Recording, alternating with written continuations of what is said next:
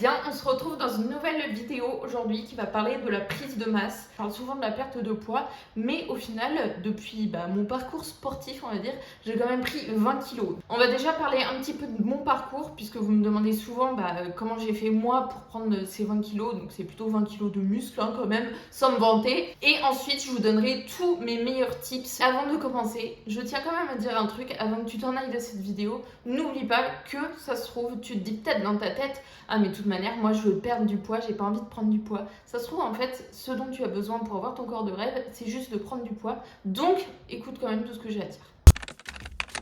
Moi de base, je suis vraiment une personne qui est plutôt mince. Quand j'étais petite, vraiment, je mangeais tout et n'importe quoi, mais je te bouffais des gâteaux à outrance. Je faisais zéro sport. J'étais un peu skinny fat quand même, mais voilà, c'était très normal.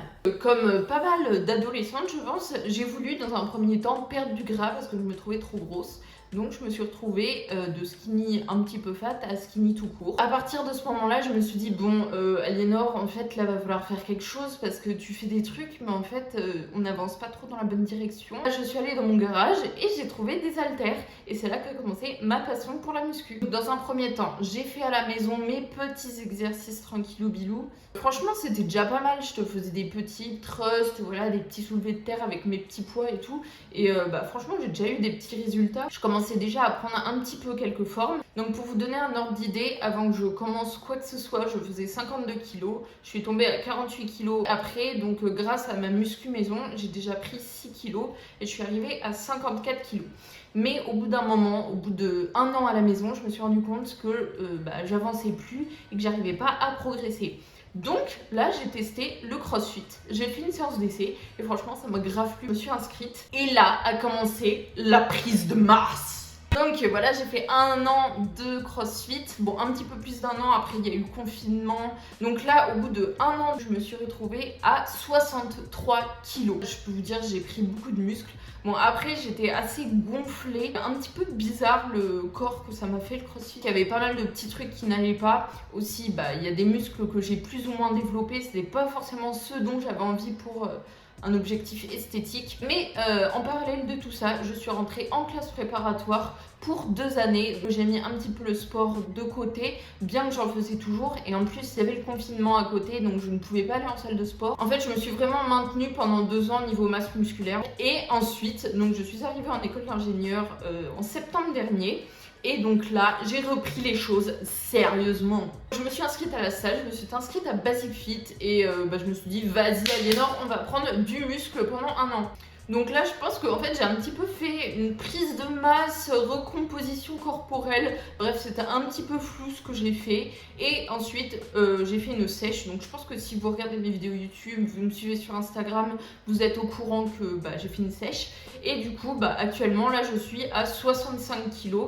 Et au plus lourd, j'ai pesé 68 kg.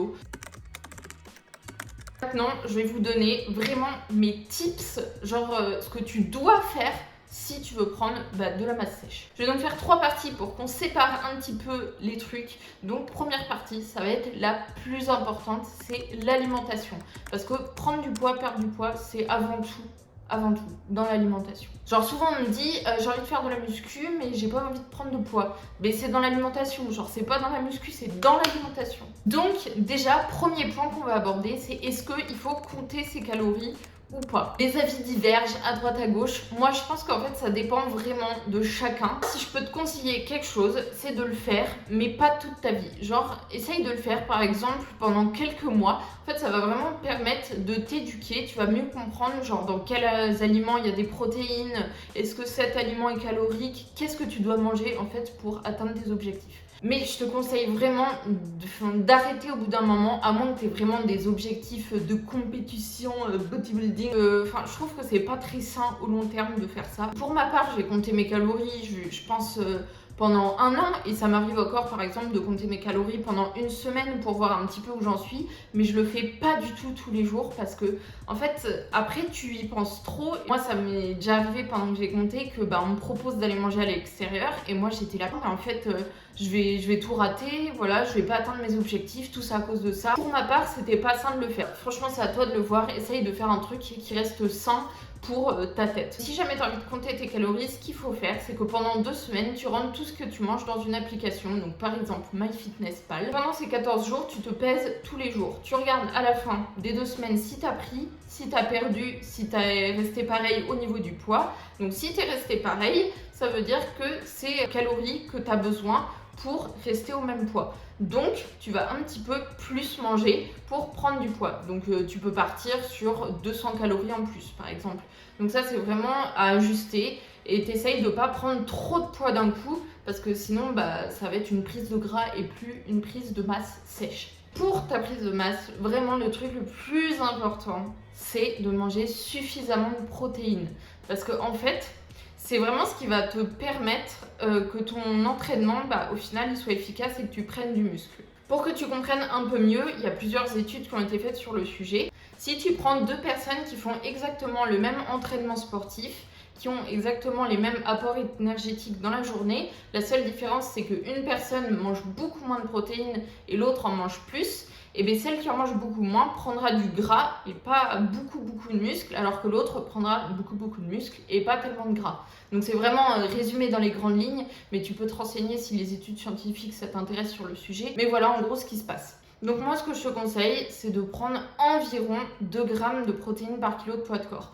Pour bien que tu comprennes, par exemple si tu pèses 60 kg, environ 120 grammes de protéines par jour. Et aussi, qu'on soit clair, 1 gramme de protéines, c'est pas par exemple 1 gramme de poulet ou 1 gramme de protéines en poule. On parle bien de 1 gramme de protéines, le macronutriment protéines. Ensuite, ce que je vais te conseiller, si tu as vraiment du mal à manger plus, que tu n'as pas faim, c'est de manger des aliments qui sont très denses en calories. Donc par exemple, évite de manger 500 grammes de salade.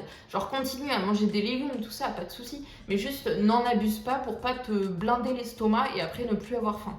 Donc par exemple, n'hésite pas à manger tout ce qui est oléagineux, donc tout ce qui est noix, noisettes, tous les trucs comme ça, les beurres d'amande, beurre de cacahuète. Essaye de manger une bonne source de glucides à chaque repas. Tu peux manger du riz, des pâtes, du quinoa, machin.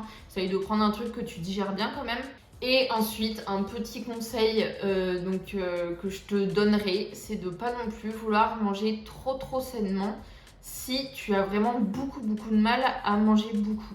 Parce que en fait, les aliments sains, ça va avoir tendance à plus te blinder le ventre et tu vas plus avoir faim du tout. Alors que par exemple, si tu manges de temps en temps un petit peu de chocolat, un petit truc que tu adores, tout ça, c'est des trucs riches en calories. Donc au final, tu vas pouvoir manger un peu plus. Je te dirais aussi de manger 4 à 6 repas par jour. Si pareil, tu as du mal à beaucoup manger, parce qu'en fait, c'est plus facile à manger si tu manges par plus petite quantité, plus souvent dans la journée. Ça me fait aussi penser que j'ai envie de faire un petit point sur les personnes qui disent je mange tout ce que je peux, mais je prends jamais de poids. Donc ça, franchement, essayez d'être honnête avec vous-même. D'ailleurs, j'ai pas trop parlé de l'alimentation quand j'ai pris mes 20 kilos là pendant quelques années. Vraiment, je mangeais à outrance. Genre, je mangeais plus de 3000 calories chaque jour. Enfin, c'était dur quoi.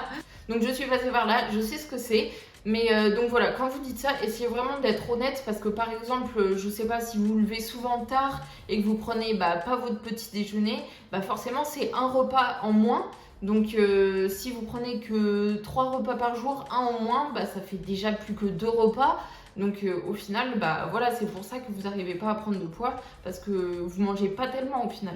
Par exemple, ceux qui disent ah je mange énormément, mais leur repas c'est juste tomate mozzarella, genre ok il y en a énormément, mais c'est de la tomate quoi. Donc la tomate il y a quasiment pas de calories, donc forcément tu manges énormément, mais il y a pas beaucoup de calories. Aussi ceux qui disent ah je mange tout le temps des McDo, je prends pas de poids, c'est pareil. Par exemple si tu manges qu'un McDo dans ta journée, tu grignotes un petit truc. Au final, ça fait pas tellement de calories dans la journée. C'est quelqu'un qui a un métabolisme très rapide.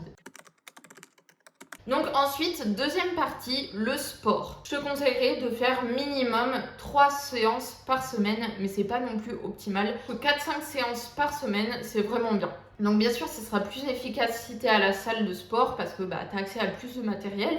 Mais par contre, si tu es débutante, franchement, il y a de quoi faire à la maison pendant 1 an. Surtout si au bout de quelques mois, tu t'achètes des poids, tu as vraiment de quoi faire chez toi. Au bout d'un moment, quand tu seras plus trop débutante, faudra que tu ailles à la salle de sport ou vraiment que tu achètes du gros matos pour chez toi pour pouvoir soulever des charges plus lourdes. Donc si tu fais 3 séances par semaine, je te conseille de faire 3 full body, c'est-à-dire que tu entraînes tout ton corps 3 fois par semaine.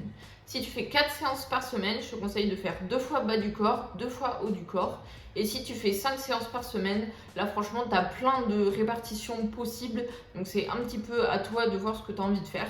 Mais dans tous les cas, je te conseille toujours d'entraîner chacun de tes muscles 2 fois par semaine. Ensuite, essaye vraiment de privilégier la technique par rapport à mettre lourd.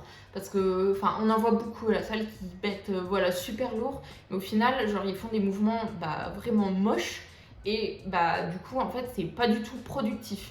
Parce que ce qui va vraiment compter en musculation, c'est le temps sous tension. C'est-à-dire en fait le temps pendant lequel ton muscle va travailler. Donc imaginons, prenons le hip thrust. Donc tu mets 160 kg là, t'es chaud, sauf que tu fais 6 reps et que tu les fais genre shpoum, shpoum, shpoum. Donc au final tu vas peut-être avoir 12 secondes sous tension et encore. Alors que si tu mets par exemple 120 kg et que tu fais 12 très belles répétitions où tu restes vraiment, en fait tu contractes bien, tu contrôles le mouvement et que tu restes, je sais pas, 45 secondes sous tension, et bien là en fait ça va être beaucoup plus productif si tu as envie de prendre de la masse musculaire. Ensuite, à contrario, il ne faut pas non plus mettre trop léger et se sous-estimer parce que là non plus ça va pas être optimal parce que tu vas un petit peu travailler dans le vent. Donc ce qu'il faut vraiment que tu fasses, c'est que tu augmentes le poids au fur et à mesure des séances en gardant exactement la même technique. Parce que même moi, je me fais avoir des fois, genre je me dis oh ouais j'ai fait un super PR au squat, c'est bon j'arrive à soulever super lourd, mais au final j'ai diminué l'amplitude, donc ça c'est pas du tout intéressant si tu as envie de prendre de la masse. Ensuite pour le cardio, je te conseille d'éviter d'en faire trop si tu as du mal à manger beaucoup, parce que là pareil ça va être compliqué, tu vas devoir manger encore plus, donc ça va pas être ouf. Mais après je te conseille quand même d'en faire une fois par semaine parce que c'est bon pour ton petit cœur. Donc je vais pas trop parler de quel exercice faire et tout, je pense que je ferai peut-être une autre vidéo pour parler de quels exercices il faut faire pour prendre de telles parties du corps, mes exercices top, tout ça. Sinon ça va durer super longtemps. Donc maintenant on va parler de tous les autres facteurs. Qu'est-ce qu'il faut faire en plus du sport et de l'alimentation? Le premier point, ça va être bien évidemment d'optimiser sa récupération. Donc pour ça déjà, ne t'entraîne pas tous les jours, il faut des jours de repos. Parce que pendant ton entraînement, en fait, tu vas casser ton muscle. Donc là, il va être cassé après ton entraînement.